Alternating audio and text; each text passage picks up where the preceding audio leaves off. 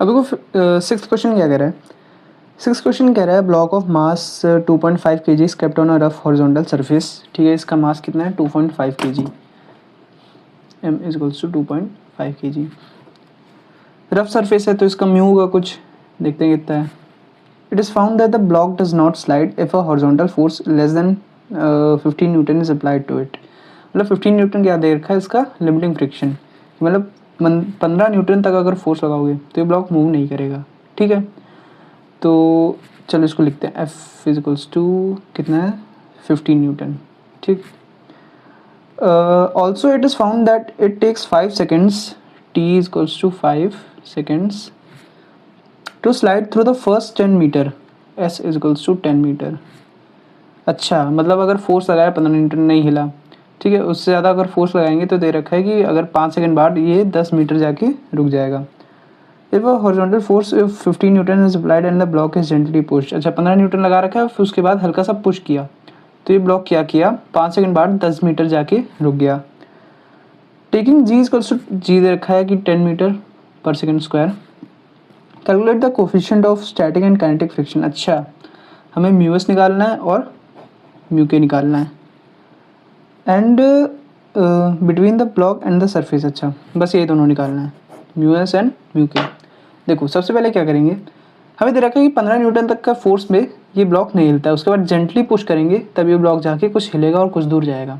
तो F क्या हो गया, इसका लिमिटिंग फ्रिक्शन हो गया। ठीक है, तो लिमिटिंग फ्रिक्शन किसके बराबर होता है, लिमिटिंग फ्रिक्शन ये बराबर होता है म्यू एस इंटू एन के, है ना, म्यू एस इंटू एन।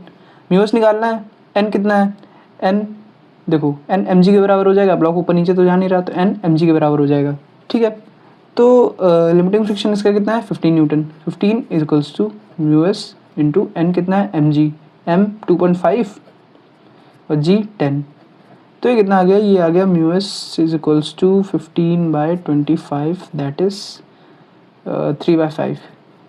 ठीक है, mu s is equals to 3/5 मतलब 0.6, ये इसका म्यू एस आ गया। अब क्या नहीं, ब्लॉक दे रखा है कि हम 15 न्यूटन लगाए प्लस साथ में हल्का से एक जेंटल उसको पुश कर दिए तो ये ब्लॉक कितना 10 मीटर जाके 5 सेकंड बाद रुक गया। ठीक है, सबसे पहले इसमें सोचते हैं क्या लगाएं, इसमें न्यूटन का सेकंड लॉ लगाते हैं। कौन सा, net force is equals to mass into acceleration. 15 newton लगाया और कौन सा फोर्स लग रहा है, फ्रिक्शन का फोर्स लग रहा है। ठीक है, फ्रिक्शन अपोजेस रिलेटिव मोशन, कितना लग रहा है, देखो इस बार ब्लॉक मोशन में आ गया, ब्लॉक मोशन में आ गया तो इसमें जो फ्रिक्शन लगेगा ना वो काइनेटिक फ्रिक्शन लगेगा, कितना म्यू के इंटू एन। तो नेट फोर्स कितना हो गया, नेट फोर्स हो गया 15 minus mu k into N कितना है m g is equals to mass into acceleration. M पता है, जी पता है, एम पता है, ए नहीं पता, ए कैसे निकालेंगे बताओ, ए कैसे निकालेंगे, और म्यू के भी नहीं पता। ठीक है, तो ए निकालेंगे, s is equals to u t plus half a t square. S पता है 10 मीटर है ना, यू क्या था, यू ज़ीरो था, यू ज़ीरो था ना, ब्लॉक पहले रेस्ट पे था उसके बाद स्टार्ट किया, तो हाफ ए निकालना है, टी स्क्वायर, टी कितना देर का 5 सेकेंड्स, तो 5 इंटू 5 25।